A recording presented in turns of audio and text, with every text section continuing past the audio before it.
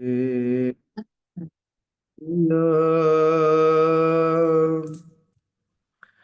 ॐ नमो भगवते वासुदेवाय।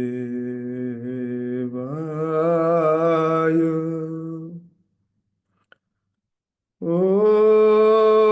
नमो भगवते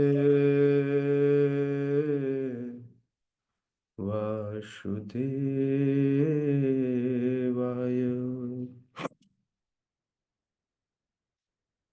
नारायणं नमस्कृत्य नरं चैव नरोत्तमं देवीं सरस्वतीं व्यासं ततो जयमुदीरये।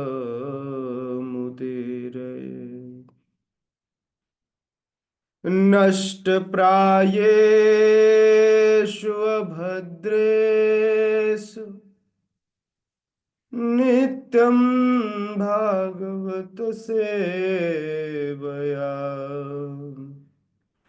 भगवती उत्तम श्लोके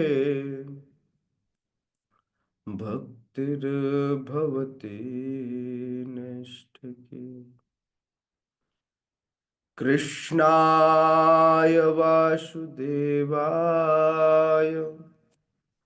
देवकी नंदनाय च नंदगोपकुमाराय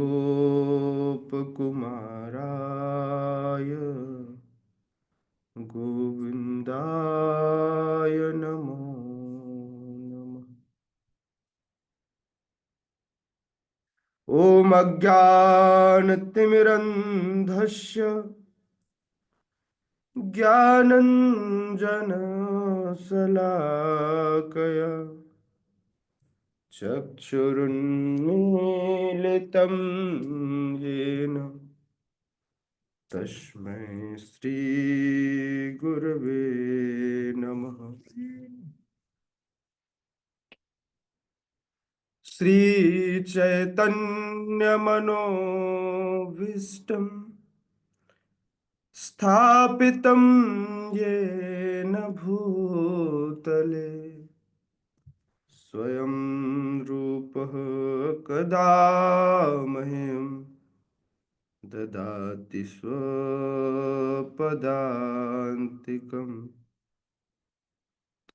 वन्देऽहं श्रीगुरुः श्रीयुतपदकमलं श्रीगुरून् वैष्णवांश्च श्रीरूपं साग्रजातं सहगण रघुनाथान्वितं तं सजीवं साद्वैतं सावधूतं परिजनसहितं कृष्णचैतन्यदेवं श्रीराधा कृष्णपादान् सहगण ललिता श्रीविशाखान्वितांश्च नमो विष्णुपादाय कृष्णप्रेष्ठाय भूतले श्रीमते भक्तिवेदांत स्वामिनिति नामिने। नमस्ते सारस्वती देवे गौरवाणी प्रचारिणे निर्विशेष शून्यवादी पाश्चात्य देश तारिणे।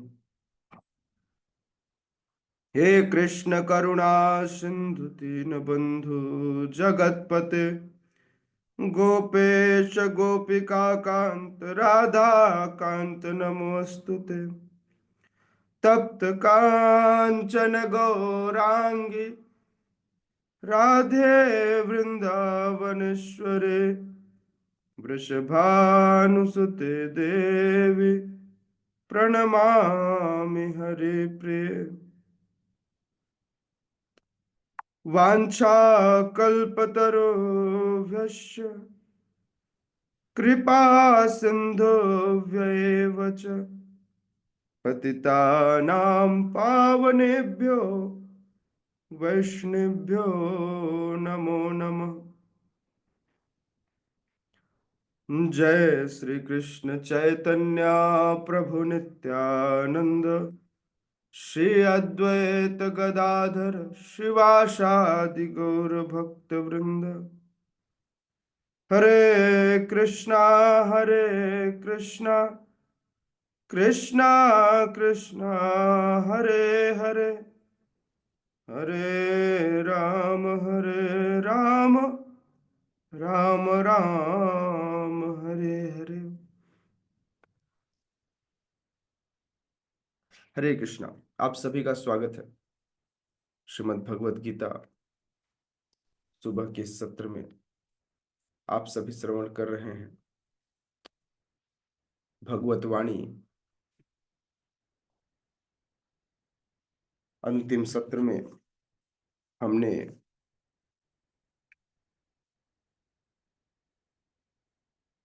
श्लोक नंबर 14 का अध्ययन किया था। अब श्लोक नंबर 15 का हम आज अध्ययन करेंगे। राइट? हरे प्रभु कृष्ण जी प्रभु जी 14 को डिस्क्राइब नहीं किए थे। ओह जी, ठीक। सब एक साथ चढ़ाई कर दिए मेरे ऊपर, मैंने पढ़ाया था। ठीक है। देवी हेषा गुणमयी मम माया दुरत्यया मामेव ये प्रपद्यन्ते मायामेतां तरन्ति ते। जी सुनाइए, सभी लोग आंख बंद करके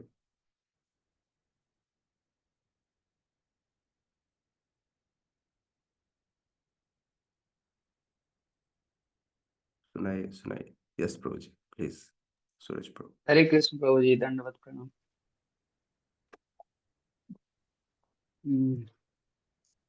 देवी हे सा गुणमयी मम माया दुरत्यया मामेव ये प्रपद्यन्ते माया में ताम तरन्ति ते। हरि हरि। हरे कृष्ण प्रभु जी। हरि बोल। Who will be next? कौन सुनाएगा और किसने याद किया है? प्लीज सुमा दो प्रभु।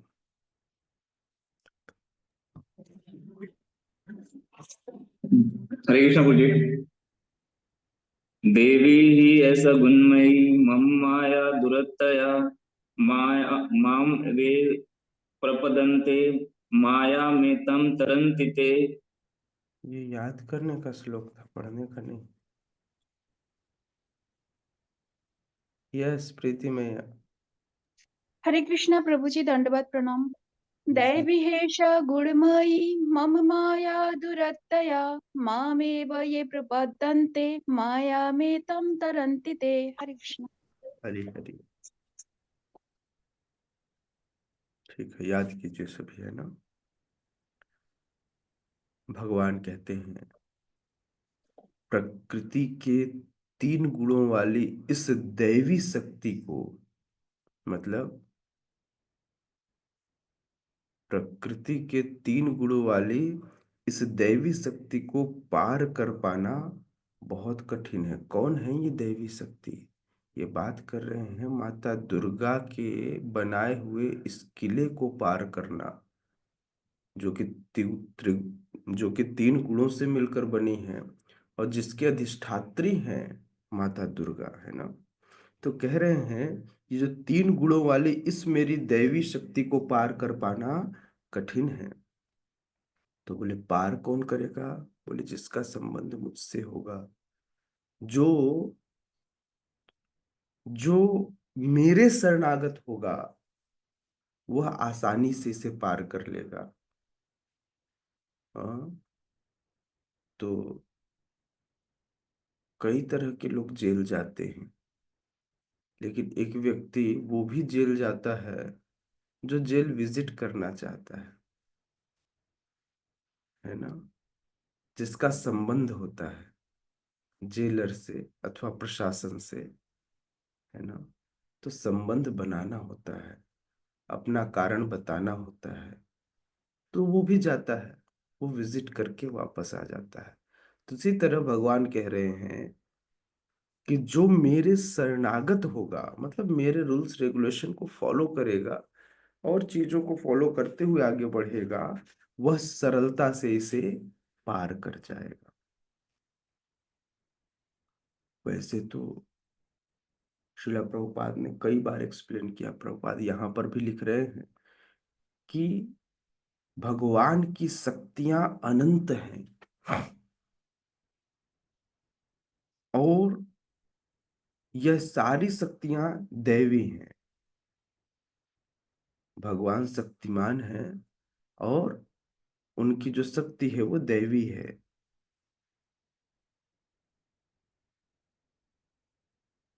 और जो जीवात्माएं हैं ये भी भगवान की शक्ति का अंश है। जो जीवात्माएं हैं ये भी क्या है? ये भी भगवान की शक्ति का अंश है, इसलिए ये भी देवी है। दैवी मतलब विशेष दैवी गुण वाले। किंतु जब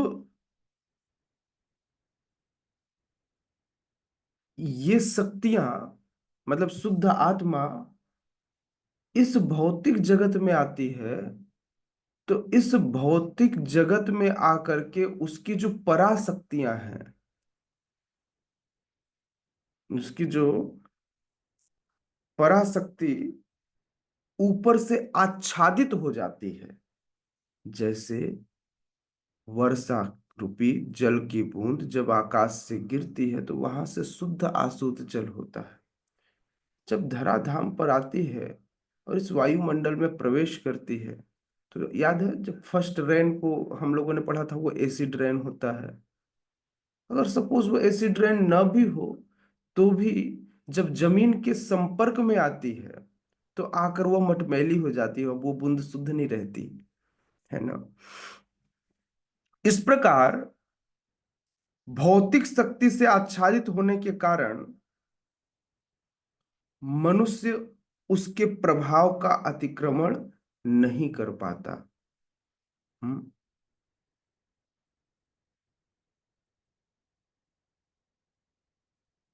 जैसे कि पहले बताया जा चुका है कि जो ये परा और अपरा शक्ति है भगवान की, ये भी नित्य है, क्योंकि ये सारे चीजें भगवान से प्रकट होती हैं, उद्भूत होती हैं। जीव जिसे भगवान की पराशक्ति कहा गया है, जो जीवात्माएं हैं ये भगवान की पराशक्तियां हैं, और अपराशक्ति के रूप में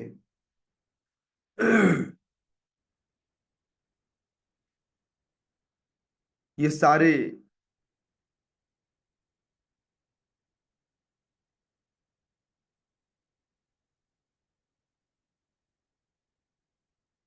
जो अपराशक्ति है, पंच तत्व मन बुद्धि अहंकार, आत्मा को दूषित नहीं करती है ये।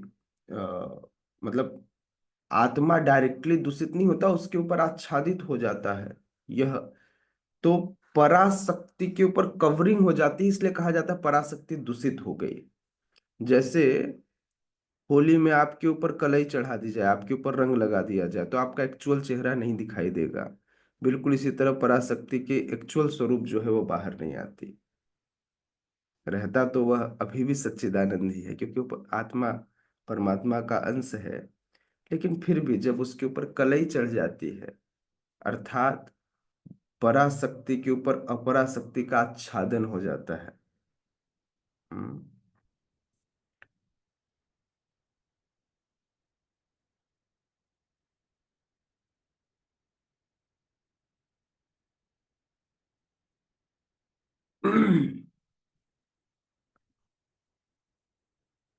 अभी मैं देख रहा था ग्रुप में, प्रीति माता जी और विष्णुवाला माता जी का प्रेम बढ़ा हुआ है। दोनों को एक दूसरे से आसक्ति हो गई। जब व्यक्ति भगवान के साथ रहता है तो भगवान से आसक्ति हो जाती है। इसी प्रकार से साथ में क्लास करते रहने से, मिलते रहने से, बात करने से भक्तों से भी आसक्ति हो जाती है। अच्छी आसक्ति है ये। सेम आसक्ति की बात यहाँ पर श्रीला प्रभुपाद कर रहे हैं। श्रीला प्रभुपाद कह रहे हैं कि जब जीवात्मा के ऊपर अर्थात पराशक्ति के ऊपर अपराशक्ति का आच्छादन होता है, तो इस आच्छादन के कारण, दोनों के साथ रहने के कारण, फिर से पराशक्ति के ऊपर अपराशक्ति का आच्छादन हो जाता है। यह शरीर पंच महाभूतों से मिलकर बना है ना? और इन पंच महाभूतों से, मन बुद्धि अहंकार से मिलकर बना है। तो व्यक्ति इस शरीर के ऊपर मोहग्रस्त हो जाता है। हमारी आसक्ति शरीर में हो जाती है। तो जिसके साथ हम जिस परिस्थिति में रहते हैं, हम उस प्रकार से आसक्त हो जाते हैं।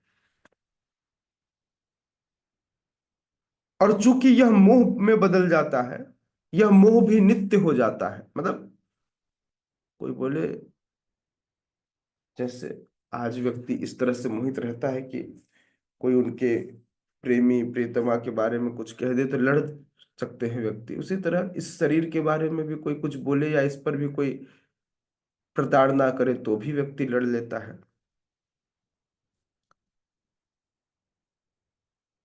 फलस्वरूप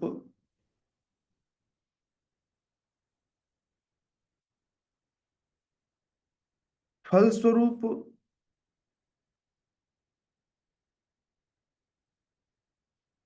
चूंकि मोह नित्य हो गया, हम इतने आसक्त हो गए, इसलिए हम सब लोग नित्य बद्ध आत्मा कहलाते हैं। नहीं समझ में आया? वे लोग जो इस शरीर से आसक्त नहीं होते, इस संसार मन बुद्धि अहंकार से कलुषित नहीं होते, वो नित्य मुक्त जीव है।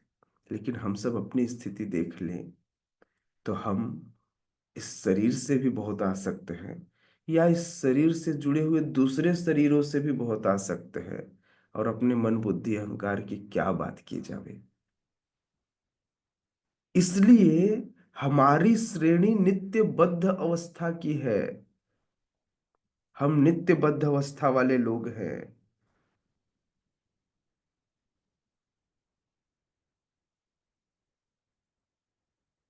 कोई यह नहीं बता सकता कि मैं कब से बद्ध हूं और कब तक बद्ध रहूंगा।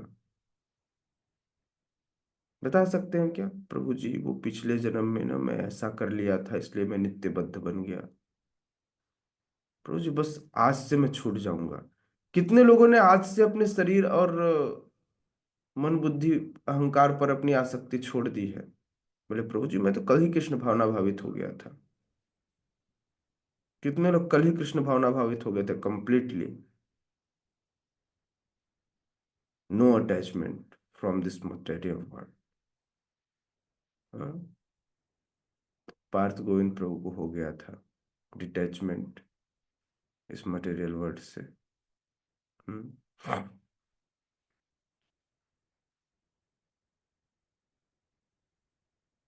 तो इसलिए इस प्रकृति की चंगुल से छूटना बड़ा कठिन है, लगभग असंभव है। ऐसी स्थिति है कि यहां से छूट पाना संभव नहीं है।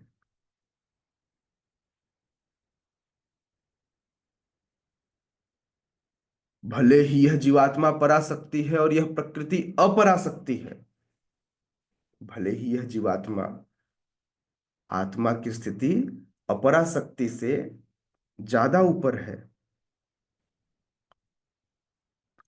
और यहां पर अपरा भौतिक प्रकृति को भी दैवी प्रकृति कहा गया है।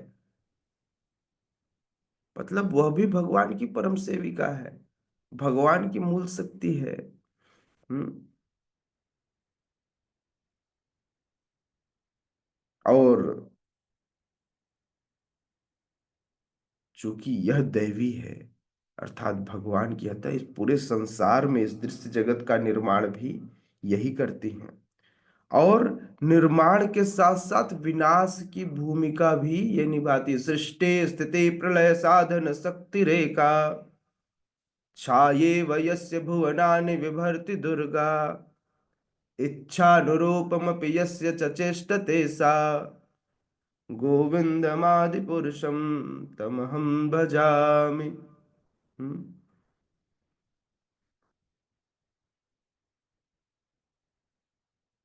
वेदों में कुछ इस प्रकार से व्याख्या हुआ है।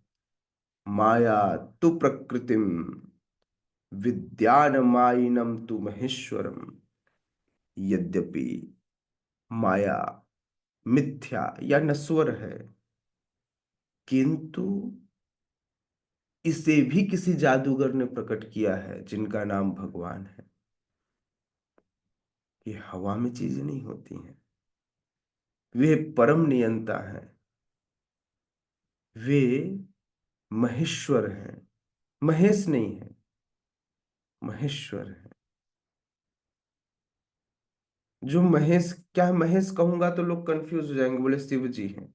नहीं, जो महेश के भी ईश्वर हैं उनकी बात की जा रही है, महेश्वर है। हाँ, शिव जी की तो पत्नी है, तो इसलिए यहाँ जो महेश्वर शब्द यूज कर रहे हैं श्रीला प्रभुपाद, वो कृष्ण के लिए यूज कर रहे हैं। ठीक है ना। माया तु प्रकृतिम विद्यान माइनम तु महेश्वरम। तो ये इस श्लोक में, श्वेता स्वतर उपनिषद के जो श्लोक में 4:10 में ये जो महेश्वर शब्द आया है, यह महेश्वर शब्द भगवान श्री कृष्ण के लिए आया। हम्म।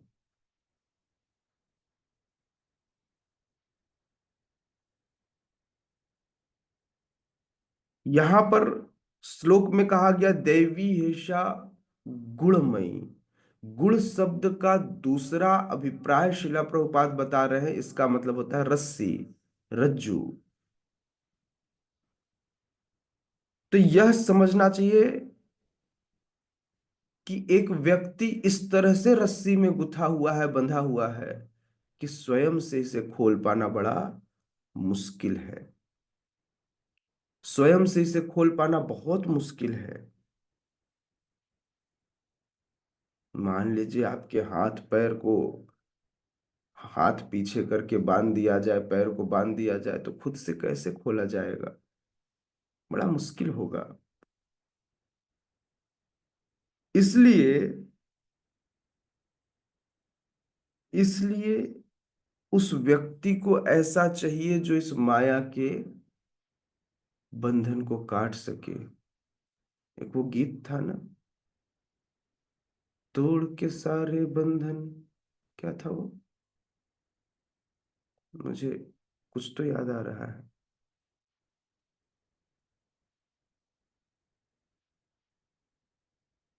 तोड़ हरे के कृष्ण सारे। प्रभु जी, वो आज फिर जीने की तमन्ना है, आज फिर मरने का इरादा है, उसी में ही आता है शायद ही। पता नहीं, मुझे ऐसा याद आ रहा है। तोड़ के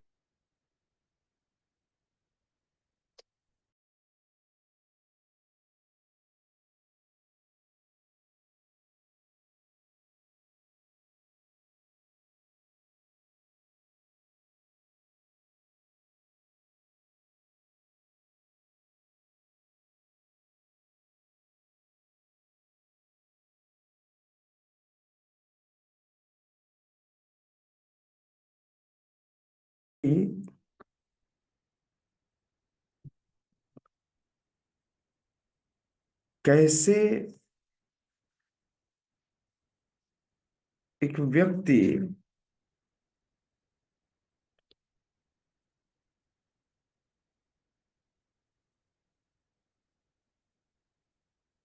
ऐसा ठीक है, ऐसा ठीक है। चलिए इसको ऐसे रखते हैं, आप सबको अच्छा लगेगा, मैं दिखूंगा। अब ठीक है ना? आर्टिफिशियल जुगाड़ है। हाँ, तो यदि आपके हाथ बंधे हों, आपके पैर बंधे हों, तो इस बंधन को तोड़ना आसान नहीं होगा। तो इस बंधन को तोड़ने के लिए एक सहायता चाहिए।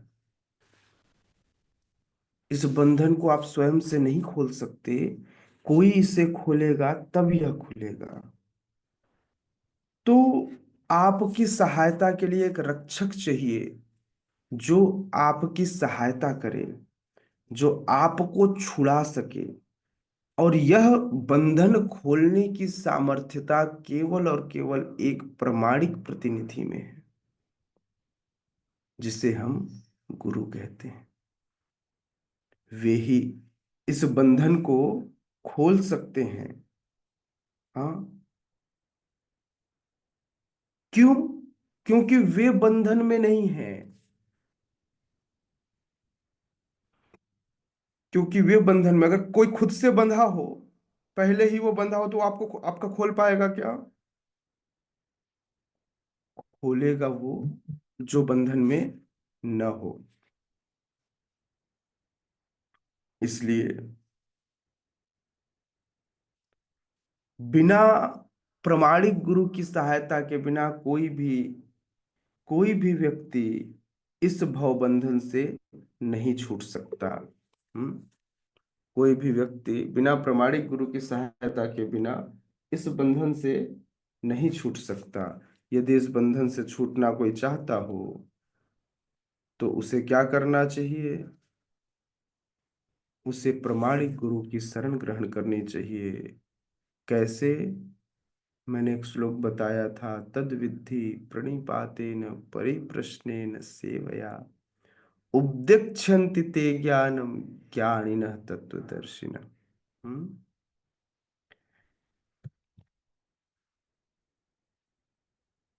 तो बिना ऐसी उत्कृष्ट सहायता के बिना कृष्ण भावनामृत में प्रगति करना आसान नहीं है, उनकी सहायता के बिना। हाँ,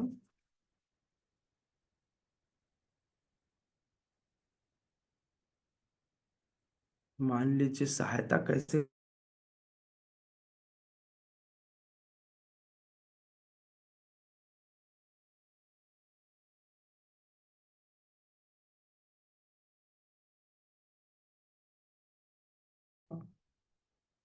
ये मेरी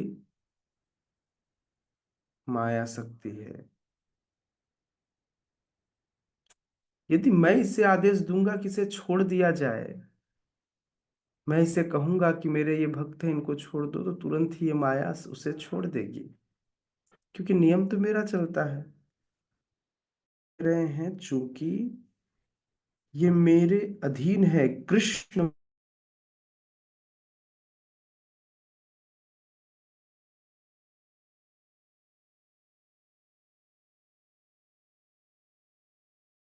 इसलिए वे उसे आदेश दे देंगे कि मेरे बच्चे को छोड़ दो।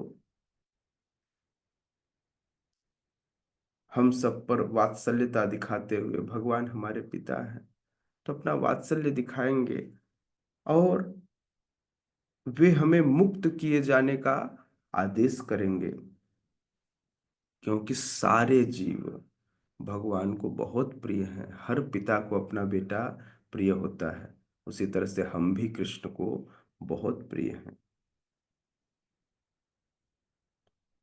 इसलिए यदि कोई चाहता है कि निष्ठुर माया के चंगुल से छुड़ा लिया जाए, तो उसे तुरंत भगवान की शरण ग्रहण कर लेनी चाहिए। कोई भी व्यक्ति चाहता है, मामेव ये प्रपद्यन्ते माया में ताम तरन्ति ते।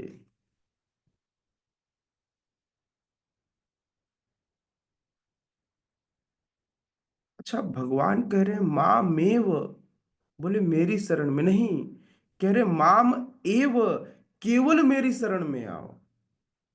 जो मेरी शरण में आता है, इर्द गिर्द कहीं नहीं जाता। माम मतलब मेरे, माम एव मतलब केवल मेरे।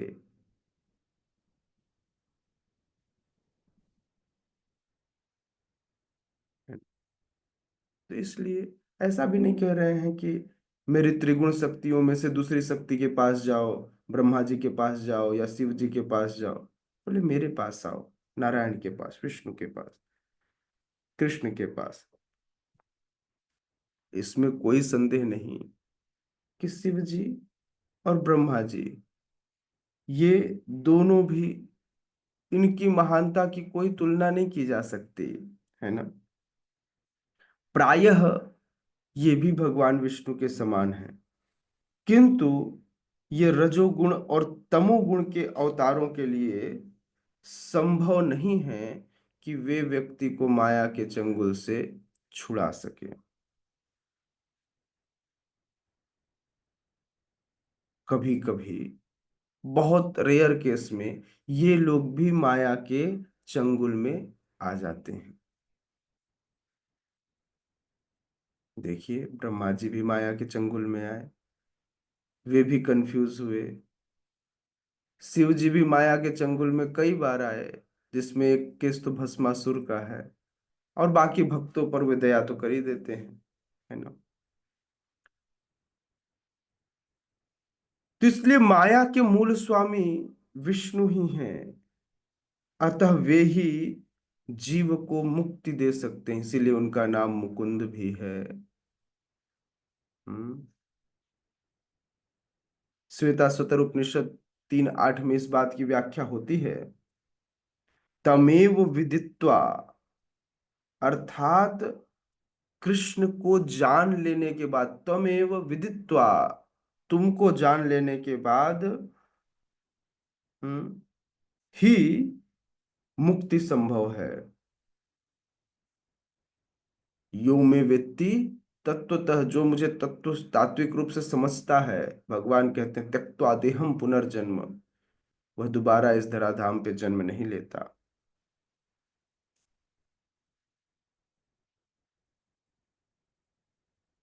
शिव जी भी इसी बात की पुष्टि करते हैं कि केवल विष्णु की कृपा से मुक्ति प्राप्त की जा सकती है। मुक्ति प्रदाता सर्वेशाम विष्णुरेव न संशयः, अर्थात इसमें कोई संदेह नहीं है कि विष्णु ही सबों के मुक्तिदाता है। ओके, समझ में आया। विष्णु ही मूलतः सभी के मुक्तिदाता है। तो श्लोक नंबर 15 भी इंपॉर्टेंट है, इसे भी याद कीजिएगा। नमाम दुष्कृतिनो मूढ़ा प्रपद्यन्ते नराधमा मायया प्रहित ज्ञाना आसुरम भावमाश्रिता। यह भी इंपॉर्टेंट श्लोक है, इसे भी याद कीजिए। कि कौन मुझे जान सकता है और कौन मुझे नहीं जान सकता। असुरों की फौज है, जो आपको ऐसे ऐसे तर्क करके देंगे, उनको समझ में ही नहीं आता है क्या सही और क्या गलत, है ना। तो कैसे समझ में आएगा। आप 4 GB की मेमोरी में 8 GB डालने का प्रयास कर रहे हो, है ना? बेचारों की मेमोरी ही 4 GB की। Okay, any question. कल हम श्लोक क्रमांक 15 का अध्ययन करेंगे जी। शुभ माधव प्रभु। हरे कृष्णा गुरु जी। हम्म। यहाँ पे अ, कृपा का चर्चा है। कृपा अहेतुकी कृपा। कृपा अपने आप में पूरा संपूर्ण मतलब समझ में आता है कि अगर भगवान कृपा करते हैं तो कृपा करते हैं, लेकिन उसके पीछे लगा हुआ है अहेतुकी, ये इसका मतलब क्या हो। हाँ, भगवान कृपा करते हैं। जैसे मान लीजिए शुभ माधव प्रभु को पढ़ने की इच्छा है, तो भगवान उनके लिए टीचर प्रोवाइड करते हैं। शुभ माधव प्रभु को कार लेने की इच्छा है, तो ऐसा इंतजामात करते हैं कि वे कार खरीद सकें। लेकिन जब व्यक्ति इस माया से छूटना चाहता है तो भगवान के प्रति शरणागत हो जाता है, अब कुछ नहीं मांगता भगवान से, तो भगवान बिना किसी हेतु के वह देते हैं जो उनके पास सबसे मूल है, अहेतु की, बिना किसी हेतु के। भगवान को वैसे भी हमसे कुछ नहीं चाहिए, भगवान को सिर्फ अपने बच्चों का हित चाहिए। तो इसलिए भगवान की कृपा कैसी है? अहेतु की कृपा है ना। भगवान जब माया से मतलब बिना किसी हेतु के, अहेतु की कृपा। हम्म हम कई बार भगवान के सामने हाथ जोड़ जाते हैं, क्यों? क्योंकि हम आर्त होते हैं, अर्थार्थी होते हैं, ज्ञानी होते हैं, जिज्ञासु नहीं होते। तो कई बार जिज्ञासा करके जाते हैं। इन चारों स्थिति के बाद एक स्थिति आती है जब व्यक्ति पूर्णतः भगवान पर समर्पित हो जाता है। हम्म तो अपने आप को अगर समर्पित करके हम जाएं तो भगवान हमारे ऊपर अहेतु की कृपा करते हैं। कुछ नहीं चाहते भगवान हमसे, बोले सब कुछ तुम्हारा, और भक्त उसका मिसयूज नहीं करता। अगर मान लीजिए अभी सब कुछ हमारे सूरज प्रभु को दे दिया जाए तो वो पूरा सब लुटा देंगे। इसलिए हम्म जेकर जैसन घर दुआर तेकर तैसन लड़िका, जेकर जैसन दाई ददा तेकन तैसन लड़िका, है ना। गुरु जी छत्तीसगढ़ नहीं आता, छत्तीसगढ़ गढ़ जो है लैंग्वेज है वो मेरे को समझ में नहीं आता है। क्या बात करते हो हिंदी देखो, में थोड़ा समझाएंगे तो मेरे लिए अच्छा रहे। वो भोजपुरी जैसा ही तो है, कुछ बहुत है ज्यादा। थोड़ा। जी जी जी। भाई जिसके जैसे पुराने कर्मास होते हैं, प्रवृत्ति होती है, जिसके जैसे मतलब ऐसा थोड़ी है कि लकड़ी के झोपड़ी में सोने का दरवाजा लगा रहता है। जिसका जिसके जैसे घर होते हैं उसका वैसा ही फरीका, फरीका मतलब दरवाजा, जिस प्रकार का घर उस प्रकार का दरवाजा। और जिसके जैसे माता पिता, यहाँ माता पिता से तात्पर्य सिर्फ उनके जन्म देने वाले माता पिता से नहीं है, उन सारे लोगों से है जिनके संपर्क में वो रहते हैं, जिसका जिसका संग कहना चाहिए, वैसा उनका बेटा होता है। तो हालांकि हम माँ बाप के लिए ही कहा गया है, लेकिन हम इसको यूनिवर्सल फॉर्म में, ये तो एक छत्तीसगढ़ी कहावत है, कोई शास्त्रों के वचन तो नहीं है। तो इसको ऐसा देखना चाहिए कि हम जिस प्रकार का संग करते हैं वैसा हमारा रंग हो जाता है। ठीक है, thank you so much. Yes, Vishnu वाला माता जी। हरे कृष्ण प्रभु जी, दंडवत प्रणाम। मैया। प्रभु जी आवाज आ रही है? हाँ हाँ। प्रभु जी, जैसे कि इसमें देवी शक्तियों के बारे में बताया गया है, तो मेरा क्वेश्चन थोड़ा सा त्रेता युग वाला है कि जैसे त्रेता युग में राम भगवान जी सीता माता को लेने जा रहे थे, तो उनको वैष्णो देवी माता मिली, तो उनको कहा कि आप मेरी प्रतीक्षा करो। ठीक है, मतलब मैं अभी एक ही पत्नी व्रता पति हूँ, तो आप मेरी प्रतीक्षा करो। तो प्रभु जी, जैसे कि मैं भगवतम वाले क्लास में, माधवाचार्य प्रभु जी वाले क्लास में बैठी थी, तो उसमें आया था कि पहले सतयुग आता है, फिर द्वापर युग आता है, फिर त्रेता युग आता है, फिर कलयुग आता है। लेकिन हमें कई जगहों पे मतलब ये सुनने को मिलता है कि पहले सतयुग, त्रेता, द्वापर, फिर कलयुग आता है। तो जैसे ये वाला युग चल रहा है अभी, ये जो युग चल रहा है उसमें सतयुग आया, द्वापर आया और कलयुग आएगा, मतलब कलयुग चल रहा है, त्रेता युग नहीं आया। तो मतलब कैसे ऐसे होता है प्रभु जी? थोड़ा सा कंफ्यूज हो गई थी मैं, वहां पे तो पूछ नहीं पाई, तो मैं सोची आपसे पूछूंगी। हम्म, जब भगवान आते हैं, भगवान बहुत विशेष कारणों से आते हैं। तो ये जो चतुर्युग है, इसमें दो युगों का, दो युग एक दूसरे के ऊपर ओवरलैप हो गए हैं। त्रेता के ऊपर द्वापर जो है ओवरलैप हो गया, है ना। ऐसा श्रीमद् भागवतम में वर्णन आता है। यह बहुत विशेष युग है। यह जो साइकिल है, जिस साइकिल में अभी चैतन्य महाप्रभु आए हैं, तो इस साइकिल में ओवरलैपिंग हो जाती है, कई बार युगांतर भी हो जाता है। तो इसलिए यह भगवान की व्यवस्था है। जैसे जैसे मेरे रूम की ये व्यवस्था है कि आज टेबल यहाँ पर है, चेयर यहाँ पर है, बिस्तर आगे लगा हुआ, व्यवस्थाएं ऐसी हैं। ये तो मेरे रूम की व्यवस्था है, मैं जब चाहूं तब बदल लूं, है ना। तो इस तरह ये भगवान की व्यवस्था है। ये उनके अधीनस्थ कार्य करने वाली शक्तियां हैं। तो इसलिए इस युग के बारे में कहा गया, जब भगवान विशेष कारणों से आते हैं तो कई बार युगांतर हो जाता है, और कई बार युग जो है एक दूसरे के ऊपर ओवरलैप कर जाते हैं, एक दूसरे के ऊपर चढ़ जाती है। जैसे हम शुद्ध जो आत्मा है, वह प्योरली भगवान की पराशक्ति है, लेकिन फिर भी उसके ऊपर अपराशक्ति आच्छादित हो जाती है। तो उसी तरह से ओवरलैप हो जाता है मैया, है ना। तो मतलब जैसे जो वैष्णो देवी माता है, जब वो प्रतीक्षा कर रही है, तो वो काफी मतलब युगों से कर रही है उनकी प्रतीक्षा। हाँ, बिल्कुल कर रही हैं उनकी प्रतीक्षा। और ये जो कथाएं हैं, ये कई युगों की होती हैं। जैसे हम जो श्रीमद् भागवतम सुनते हैं, ऐसा थोड़ी है कि श्रीमद् भागवतम इसी युग में कही गई। ये तो बहुत करोड़ों वर्ष थोड़ी होते हैं भाई। हमारे टोटल कितने होते हैं? 4,32,000, 8,64,000, 13,28,000, बारह और लाख अट्ठाईस 12,28,000, और 17 लाख, नहीं 12,28,000 थोड़ी, 17 32, 12,96,000 और 17,28,000। इन चारों को जोड़ोगे तो 4 युग हो जाएगा, ये करोड़ भी नहीं पहुंचते।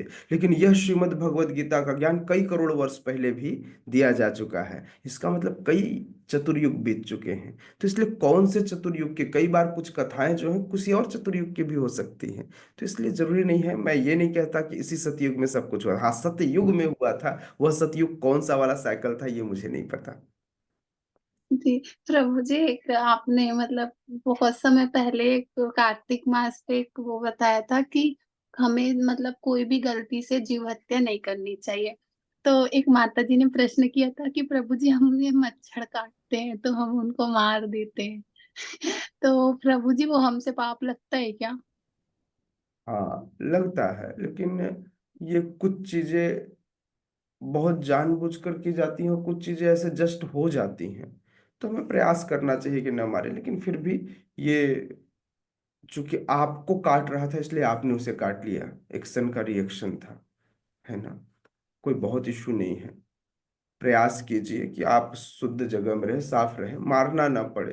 पंखा चला लें, उनको भगाने का जुगाड़ कर लें, चीजें कर लें, मच्छरदानी लगा लें। लेकिन फिर भी अगर गलती से मार भी दिया तो उनके लिए भी माला कीजिए। पाप तो लगता ही है, जीव हत्या तो है ही, लेकिन उस तरह का जीव हत्या नहीं, क्योंकि उनकी चेतना बहुत निम्न होती है। तो ये निम्न चेतना के हैं जिस प्रकार से। तो चेतना का बहुत इम्पैक्ट पड़ता है ना, किसके अंदर किस तरह। जैसे मनुष्य की हत्या बहुत पाप लगेगा, मनुष्यों में भी ब्राह्मण की हत्या और ज्यादा पाप लगेगा, मनुष्यों से थोड़ी नीचे आते गौ हत्या, थोड़ा कम पाप लगेगा। तो इस तरह से जिससी चेतना होगी, चेतना के आधार पे पापों का निर्णय होता है। लेकिन भक्तों के जीवन में पाप पुण्य का कोई बहुत मतलब नहीं होता, इसलिए परेशान ना हुए। ठीक है। जी प्रभु जी। प्रभु जी, क्या है, मारना तो नहीं चाहती थी, लेकिन बैठे बैठे 8-10 मच्छर मार दी, क्या करूं? तो मेरे मन में आ गया क्वेश्चन ये। और रोज काटते हैं जब भी बैठती हूँ ना, हाँ, तो मतलब उनके ऐसे तो साफ सुथरा ही है जगह, पर पता नहीं क्यों मच्छर आ रहे हैं। उनके लिए एक माला कर लीजिएगा, ठीक है। जो मारिएगा, और एक माला उनके लिए भी, ताकि उनको अगला जन्म आपके जैसे भक्ति करते हुए मिले। ठीक है। Thank you. जी प्रभु जी। प्रभु जी, आज क्या हुआ था कि 3:30 बजे मेरी नींद खुल गई थी और मैंने माता जी को ऑनलाइन देखा, तो मैंने बोला चलो जपा करते हैं।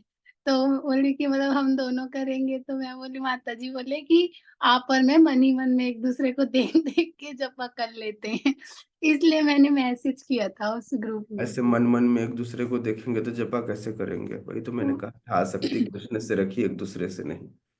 तो हम्म, फिर मैं ना ग्रुप में आई और कम से कम 10-15 मिनट तक खुद अकेले किया, फिर मैं देखी कि कोई नहीं आ रहा है, फिर मैं चली गई। ठीक। Thank you. अच्छा किया। आप इसी तरह चक्कर काटते रहिएगा ग्रुप का। किसी ठीक। दिन मुक्त हो जाऊंगी आपकी कृपा से। ठीक है, हरि बोल। हरे कृष्णा। यस प्रीति मैया।